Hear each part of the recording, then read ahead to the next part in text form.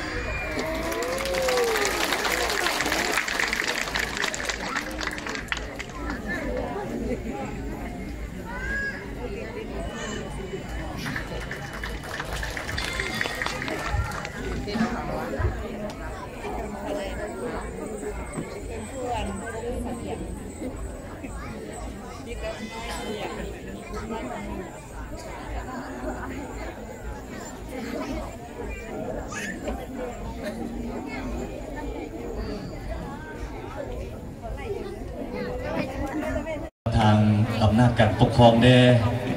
และก็ทางเจ้าภาพเพิ่นก็สิมีสิทธิ์น้ำใจเล็กๆน้อยๆเพื่อเป็นทุนการศึกษาเพื่อเป็นแรงผลักดันเป็นกำลังใจให้แก่หน่วยศิลปะของพวกเขา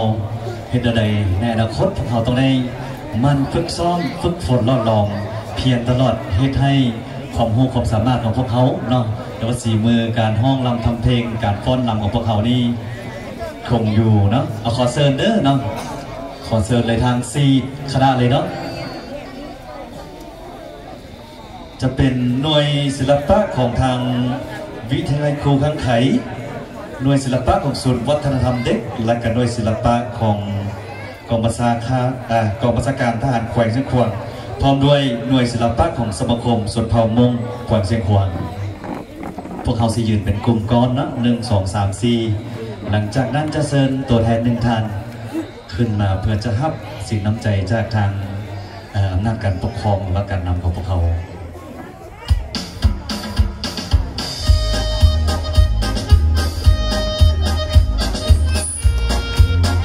เชิญนะโดยศิลปะของสมาคมมงและก็ขอเชิญทางท่านนางปริยาตูพร้อมด้วยท่านบุญต้นรัตพรเลขาทัพแขวงเจ้าแขวงเชียงขวาง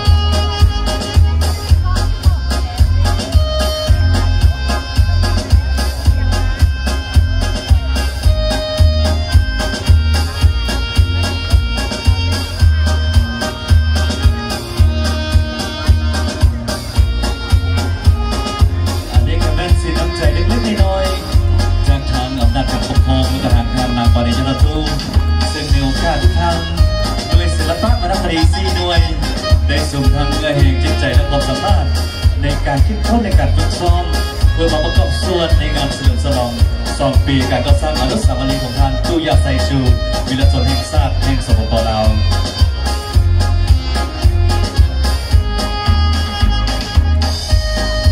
จะถ่ายรูปเป็นคณะเนาะ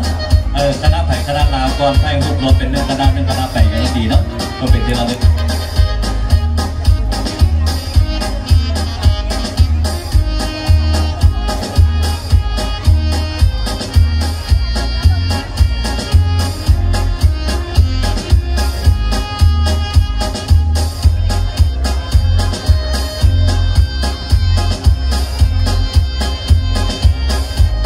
ให้บรรดาลานน้อยยังประสนเนาะมานั่งทางหน้าเนาะ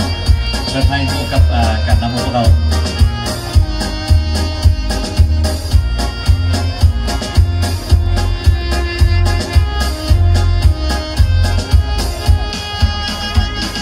หลังน้อยยังสดไปบ้างนั่นเด้อลูกไปบ้างนั่นแดงไปบ้างนั่นแดงบางทีตายแล้วแบ่งกันไปบ้างนั่นแดงแบ่งข้างส่วนไปบ้างนั่นยังน้อยเนาะแบ่งไป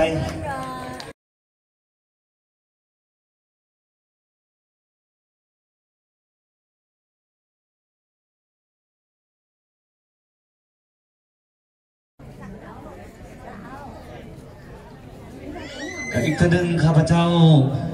ในนามต่างนายแก่ทางครอบครัวยาทอตู้กับรู้สึกเป็นเกียรติและก็ดีใจ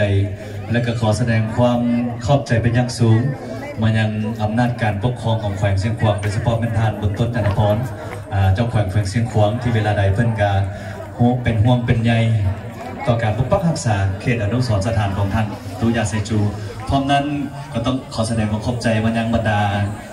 การนำของบรรดาพนักงานบรรดาโครงการจัดตั้งมหาชนอยู่ในเขตแขวงโดยเฉพาะเป็นทาง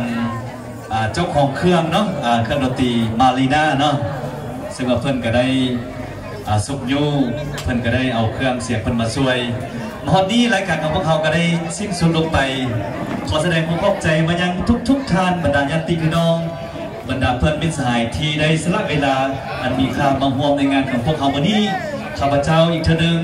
ในนามต่างนายแก่ทางเจ้าภาพก็คือทางครอบครัวยาทตู้ขออวยพรสายันประเสริฐที่สุดมายังบรรดาทานจงมีสุขภาพเข้มแข็งประสบผลสำเร็จในหน้าที่การงานและก็มีความผาสุกในชีวิตครอบครัว